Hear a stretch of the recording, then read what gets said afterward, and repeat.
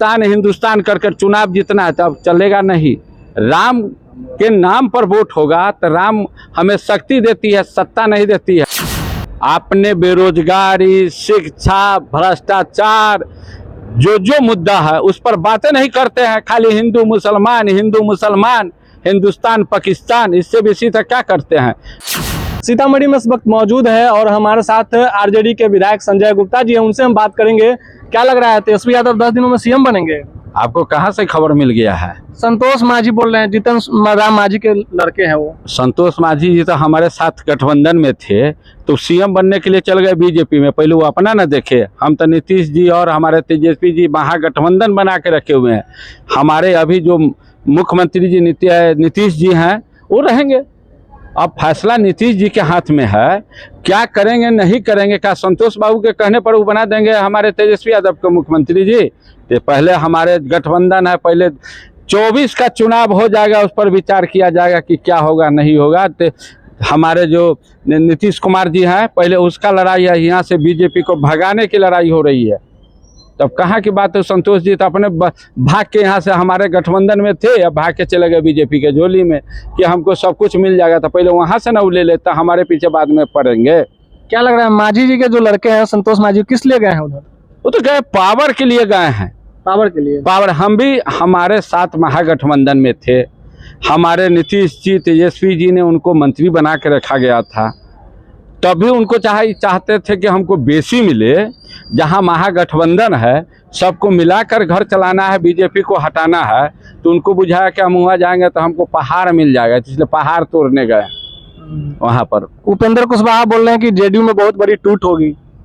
अच्छा, पहले उपेंद्र जी नेता हैं, कुछ भी बोल सकते हैं। पहले तो अपना स्थिर करे कि बीजेपी कितना उनको सीट मिलेगा कि नहीं मिलेगा। हमारे टूट के लिए क्या फिक्र में? हमारा जो महागठबंधन है अटूट गठबंधन है, और इस बार 24 में बीजेपी को पटक देना है।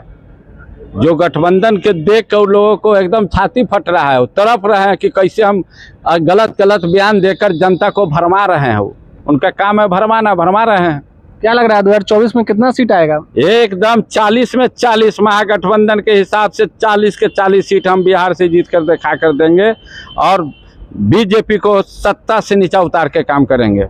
बीजेपी तो बोले 400 प्लस हमारा आएगा। कहने दीजिए ना। आपने बेरोजगारी, शिक्षा, भ्रष्टाचार जो मुद्दा है उस पर बातें नहीं करते हैं, खाली हिंदू मुसलमान, हिंदुस्तान पाकिस्तान, इससे बेसी तक क्या करते हैं। जो रेल बेच दिए, टेलीफोन बेच दिए, जो बेचना है। एक आदमी का हिंदुस्तान में एक सुविधा जो सरकार देती थी रेल, उसको भी प्राइवेट सेक्टर कर दिए। कितना प्लेटफॉर्म बेच दिए। आदमी तो लटकियों को चला जाता था, तो बैठने पर डंटा लगता है, प्लस 4000 जुर्माना लगता है। उसको तो ध्यान नहीं है, खाली हिंदू मुस्लिम में कर पाकिस्तान हिंदुस्तान कर चुनाव जीतना है तो अब चलेगा नहीं।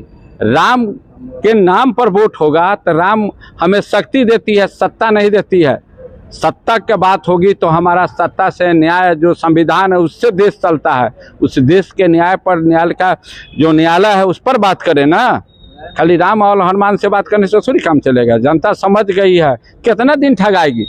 ठगाने का वक्त समाप्त है, अब हटाने का वक्त आया है। विधायक जी, शिक्षक अभ्यर्थियों पर भी लाठीचार्ज हुआ है। अभी पटना में हाल ही में उनके द्वारा प्रदर्शन किया जा रहा था। डोमिसाइल नीति को लागू करने की मांग की जा रही है। देखिए, हम शिक्षक का जो डिमांड है जी, डिमांड एक तरीके से किया जाता है। जब सरकार है तो डिमांड किया जाएगा।